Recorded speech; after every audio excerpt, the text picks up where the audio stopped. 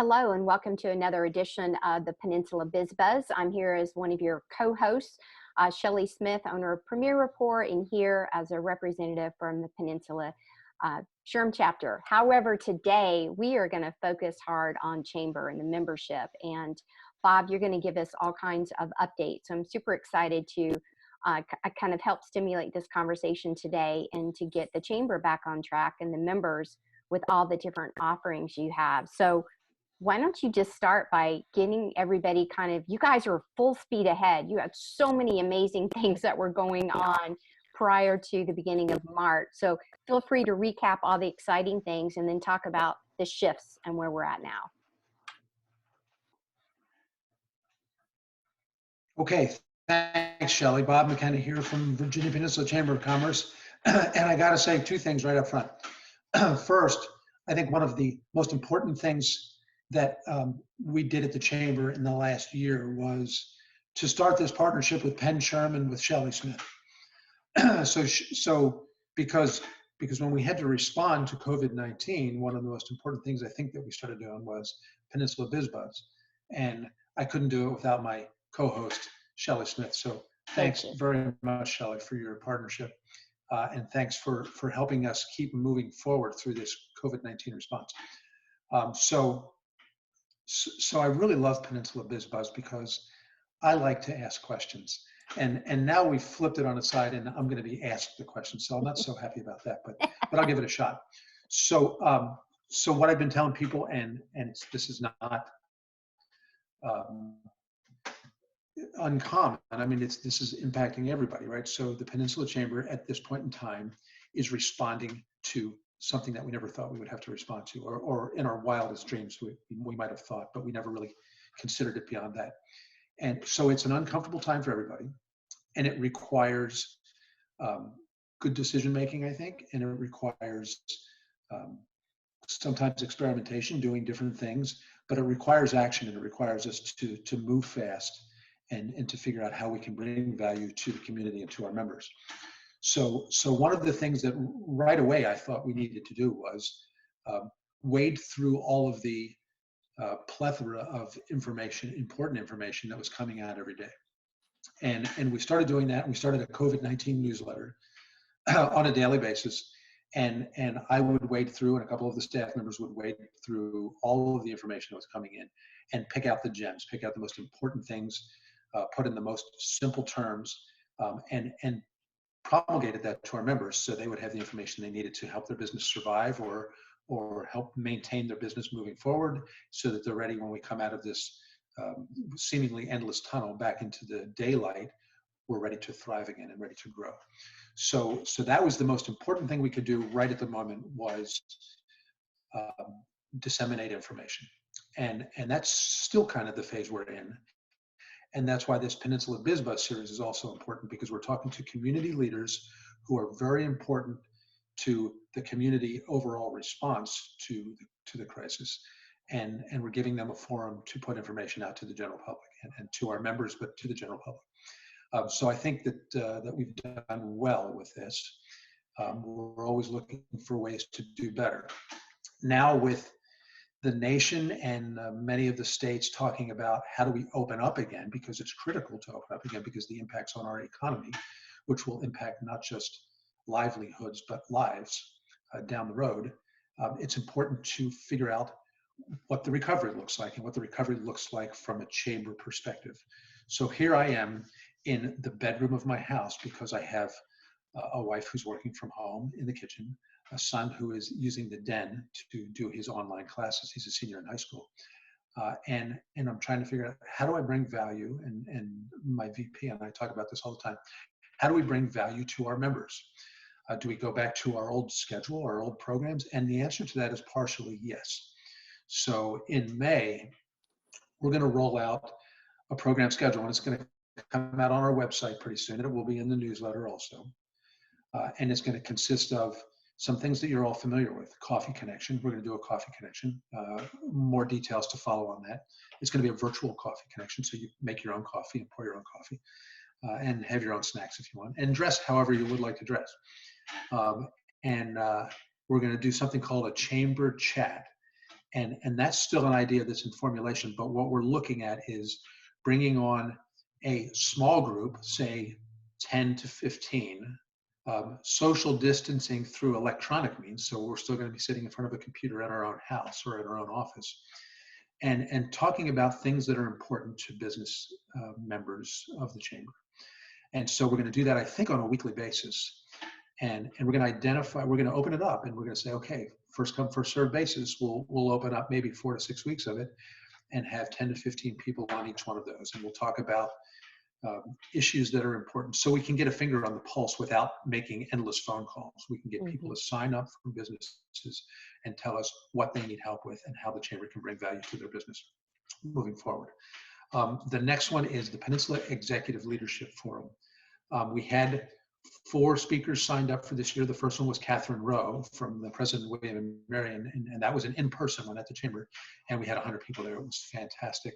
I can't wait to do something like that again. And Catherine Rowe, as Shelley, I think you were there that day. She's fabulous and a great speaker. But we have several other speakers lined up for this year and into next year, and we're going to tap into that network and try to do a PELF in May. And if we're still doing this in June and July, we'll bring some forward and do a June one and a July one. And then we'll continue to do this Peninsula Biz Buzz series. And I think that will evolve too, because right now it's all about COVID-19 response, right? Yeah. I'm thinking about changing the format of that a little bit, and Shelley and I will talk about that. And Susie Johnson, the VP of the chamber, will provide her input, and we'll decide what that looks like going forward. We're continuing to do the newsletter.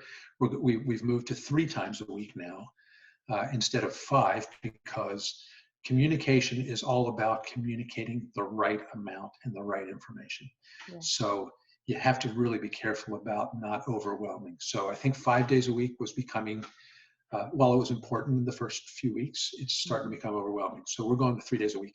And it was overwhelming for my staff too, because we did a lot of work on that. And it started out every day on a dead sprint, trying to get that out on time. So those are the kind of things that we're looking at right now. So if you're a chamber member and if you are a typical attendee at our events, take a look at our website and you will see flyers for upcoming events. You can register just as you usually do. We're going to make them free initially, just kind of as a community and membership service. And then if this continues much longer, and I hope it doesn't, because I'm a bit of an extrovert and I need to be out with people because that's where I get my energy. We'll have to figure out a way to monetize it in the future, because we are in a business and we're trying to keep our business alive, just like many of the others out there. So what else, Shelley? No, those are great updates. A couple of things. So I wanted to come back and lean into all the different businesses that currently have, or in the past, sponsor a variety of events. And I just want to stress and lean in that, Bob, that we understand what you're going through as well. And, and we encourage you, and don't be afraid to ask people, what would work for you to become a virtual sponsor, and to ask people to do things. And I know that those that are listening and watching this would definitely lean into those different opportunities as well. And so, I would encourage anybody who's listening to reach out to Bob. If you're one of those people that you already know you're all in, reach out to Bob and let him know that you were all in to sponsor, and you guys can kind of craft what that looks like together. And I think that would be a great way that Bob, you and your team have been supporting our community. And I think the community can also, turn around and support you. So that's one.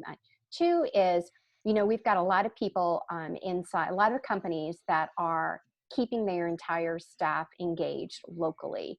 And for those of you who are doing that, again, we want to thank you. But I also want to give you an opportunity, Bob, to kind of talk about your annual job fair that you guys do an incredible job at, and maybe talk about possibly that can be the next big in-person event with the chamber in mid-July. So you want to kind of refresh the memory of what that event is, and maybe what some of those possibilities and how big it's going to be this year.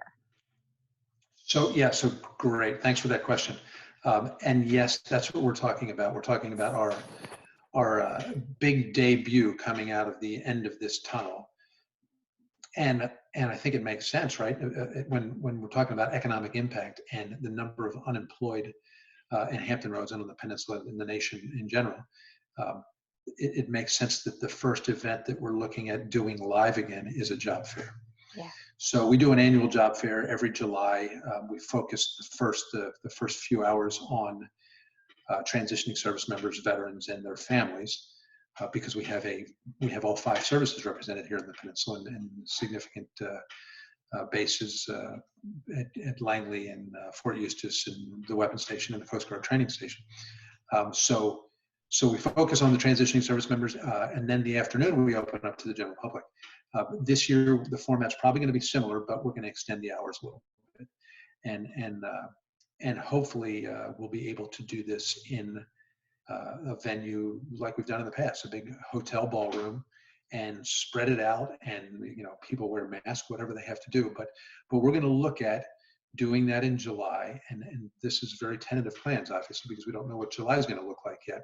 Mm-hmm. Maybe it will have to move to August, but I still think that the first big event, it's just very appropriate that the first big event we do is an employment type event, a job fair. So yeah, that's in the plans right now. Looking third week of July-ish, with some flexibility built in. Beautiful. So again, those that are watching, please comment and share, reach out to Bob and his team if you're interested in being a sponsor, if you're interested in coming up with some new ideas for the different events that Bob has already mentioned that's going to kind of come back. I love the chat idea that you talked about, Bob. So make sure that we obviously are looking at the website on the homepage as well as in the newsletter for your announcements. Is that correct? Absolutely. Yeah, we'll get it out in blast. We'll get it out on our social media, LinkedIn and Facebook and Twitter also, and we'll put it in the newsletter. So yeah, we're gonna spread the word, and then people just have to go to our website to register. So we still want to maintain registration, of course. Yeah. So, and can I mention one more event that I just thought of? I forgot to mention. So going back to March 25th, we were supposed to do a Peninsula Insiders Breakfast, a post General Assembly session breakfast, and we partner with CNU. CNU started this series, the Wasson Center for Public Policy started this series a while back, and this year we became a full partner. We are going to do a webinar, an online version of this. And I'm working with Quentin Kidd and Tom Kramer from CNU's Wasson Center to put it together, and we're gonna hope to bring 3 or 4 legislators and ask them about this General Assembly session that just wrapped up, and I think that will be an enjoyable event, a very informative event, and critical information at this point in time. So looking forward to that. Beautiful. Bob, something else just occurred to me, something that I don't know that everybody knows just how involved in the community you are, and the effort of, the regional efforts and the marketing behind that. But correct me if I'm wrong, those conversations are continuing to happen, and all of that strategic partnership and alliances, you guys are still very fluid. Is that not correct? Excellent, good point. And I should have brought this up earlier, but I was focused on the Peninsula Chamber. So yeah, the other thing that the Peninsula Chamber is doing right now, and this goes back at least a year and a half. So a lot of people in the past have talked about how the Peninsula doesn't want to work as a region, or the South Side doesn't want to work as a region. The Hampton Roads area in general is not regionally focused. Well, I'm here to tell you that has changed in the last year and a half, and I've been working very closely with Hampton Roads Economic Development Alliance, also known as the Alliance now, and the Hampton Roads Chamber, and Reinvent Hampton Roads, and the Workforce Development Council, or for both sides, the Peninsula and the South Side, because they have combined efforts already. And HURRUMP for the Hampton Roads Military and Federal Facilities Alliance, and Hampton Roads Transit and others. So we've been working very closely for my entire time at the Chamber, and we've built good relationships with each other, and we like each other personally, we like each other professionally, and we understand that we all have to pull together in the same direction to make Hampton Roads successful. Well, COVID-19 hits in March of 2020, and luckily we were already working regionally, and luckily we had already established those relationships, because you don't want to do stuff like that in a crisis. It's nice going into a crisis to already have established those types of relationships. So Doug Smith at the Alliance has taken the lead on establishing this business recovery group, we'll call it, but the 757 COVID-19 Business Recovery Forum is a website, and look it up, Google it, 757 COVID-19 Business Recovery Forum, it'll come up, and you can sign up for an account and log in and take a look at the forum, and it's a virtual meeting place for business leaders to get the critical analysis and the information and the updates that they need to ensure that their business survives, recovers, and thrives. And right so far, that has been a forum that includes a blog that you can access 24/7. On Fridays, we bring in experts in different areas. Like last week, we had somebody who's an expert in employment law, and now we're going to populate it with videos also. So it's a great forum. It's informed by a business leaders survey, which we have blasted out to all of our members, as has the Hampton Roads Chamber and Reinvent Hampton Roads and others.